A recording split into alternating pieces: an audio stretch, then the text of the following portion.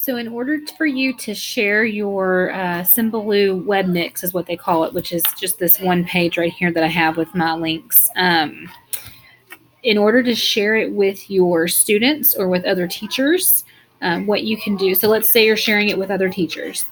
You will go to share and you'll click that. And then you're going to create a shareable link. You can do these other things if you pay for it, and I don't pay for things. So we're going to share this web mix. Go ahead and give it a name. I'm not really sure what I clicked. Give me a second. Let's go back to share. So if you don't really give it a name, it already has its name, whatever you named that web mix to begin with. You can give it a description.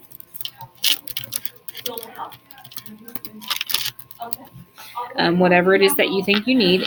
Some tags if you really want to, which you don't have to, because that's if you want the public to be able to discover it, which we're not really concerned about that. We just want our students to be able to get to it. Make sure it is shared publicly because you don't want your students to have to log into Symbaloo. And then what you'll do is you'll click share my web mix. And then it'll take it a little bit of time. And then on this side, you have now a link. So let's say you're sharing it with a teacher. All you would do is you would just copy this link and email it, copy it, paste into an email, or you can click share via email that way. If you want your students to be able to get to this, it kind of depends on how your students get to your content in your class. If on their Chromebooks you have them go to, if you use Google Classroom, you can post this in your Google Classroom. If you don't have Google Classroom going and let's say you're second or third grade and your students are just learning how to use a Chromebook, if you will email this link to me, then I can set it up to where whenever they log in to their Chromebooks, this comes up on one of their tabs and they won't have to go and search for it or anything like that.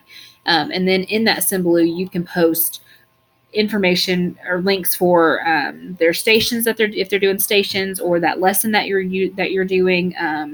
I know second grade uses Prodigy a lot for their math, different things like that your students would need a lot to use a lot. You can just post that on your Symbaloo. So for students, you can either post it in Google Classroom or on your class website if you have that, or you can send this to me and I can make it happen to where they open up their Chromebooks, log in, and then that comes up. To share it with other teachers or even, let's say, parents, you would just send them this URL.